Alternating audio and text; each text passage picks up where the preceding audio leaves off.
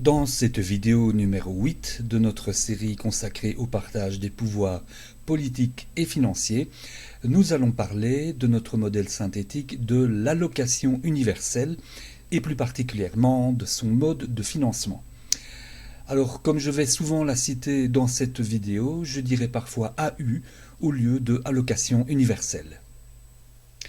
Ce modèle est qualifié de synthétique, notamment parce qu'il intègre un financement monétaire de l'allocation universelle, pour une part de 15%, avec un financement fiscal, donc pour une part de 85% de l'AU.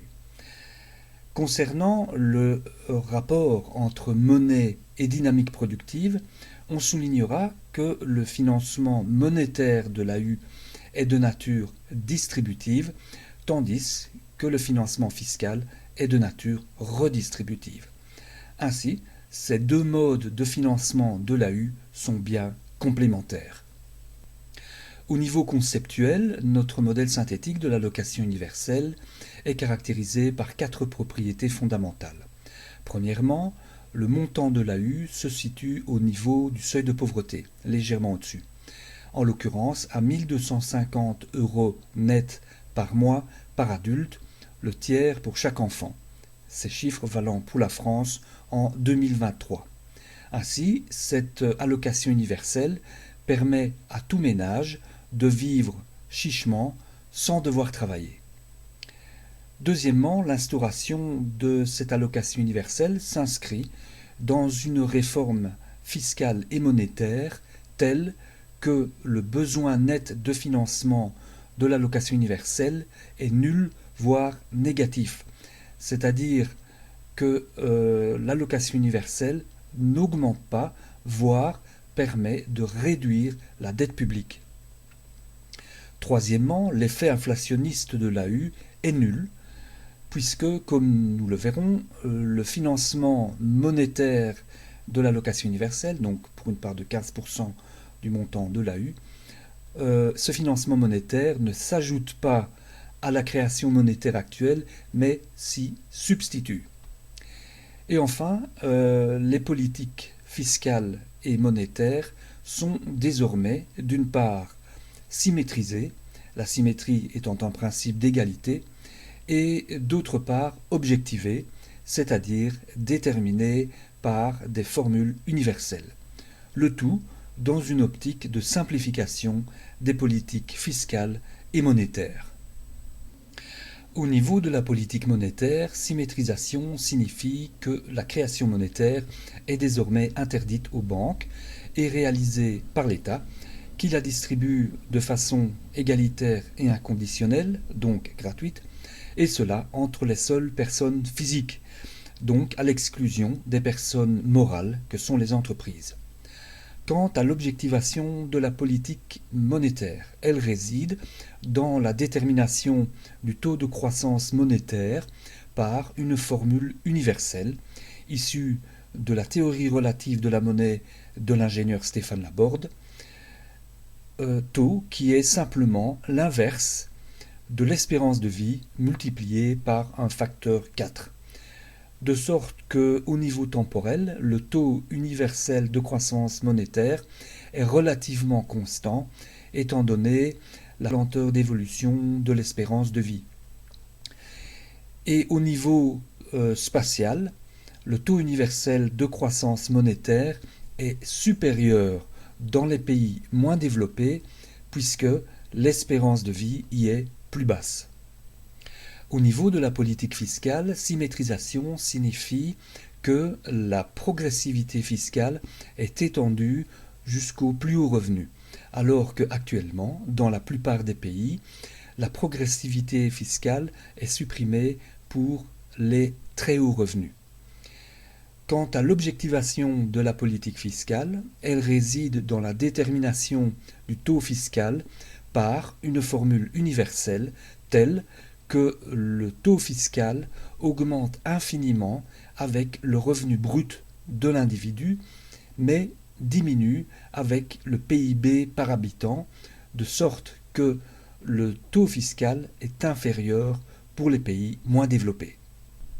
Pour en savoir plus sur la conception de ces formules universelles des politiques fiscales et monétaires, voir le lien situé en dessous de la vidéo. Au niveau de ces effets, le modèle synthétique de l'allocation universelle, modèle que l'on pourrait également qualifier de symétrique et d'objectif, constitue ainsi un véritable changement de paradigme sociétal qui rend le système économique durable, aussi bien en termes de dette publique que de développement économique. Et cela en raison de 3 évolutions véritablement révolutionnaires. Premièrement, les notions de chômage et de pension deviennent obsolètes, puisque avec l'AU, il n'y a plus de statut de chômeur ni de statut de pensionné, c'est-à-dire que chacun travaille ou pas aussi longtemps qu'il le souhaite. Deuxièmement, ce ne sont plus les individus qui se concentrent là où est le capital, mais celui-ci qui est réparti de façon égalitaire là où vivent et travaillent les individus, favorisant ainsi la production locale. Enfin, ce ne sont plus les banques, mais les ménages qui décident à quoi la création monétaire va être consacrée, c'est-à-dire pour quels biens de consommation et éventuellement pour quels biens de production. Alors que le système monétaire actuel permet de financer le développement de biens et services souvent à haut contenu technologique, malgré que leur ratio avantage-inconvénient est défavorable.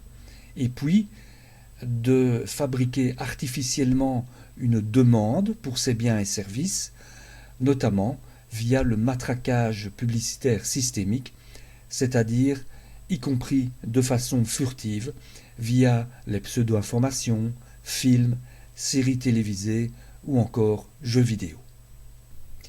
Concrètement, j'ai conçu un modèle mathématique sur base duquel j'ai ensuite développé un modèle informatique qui permet d'évaluer la faisabilité de l'AU pour chaque pays. J'ai limité ce travail au cas de la France et j'obtiens notamment 2 résultats très intéressants. Premièrement, le taux de croissance monétaire universelle est approximativement le taux de croissance annuelle moyen de la masse monétaire en euros depuis la création de l'euro, soit 5,5% par an. Deuxièmement, le taux fiscal universel, que l'on peut mesurer notamment par le ratio recette fiscale sur PIB, est approximativement de 50%, contre 40% actuellement. Ce qui va dans le sens de mon intuition qu'un système économique optimal vérifie généralement le principe de symétrie.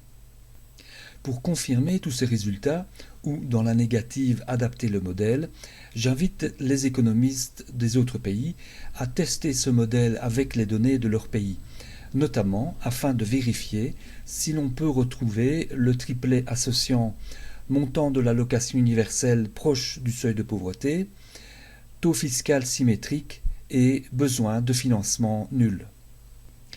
Pour approfondir, rendez-vous sur ma publication web en édition continue allocation-universelle.net, également accessible via mon site portail jortet.net.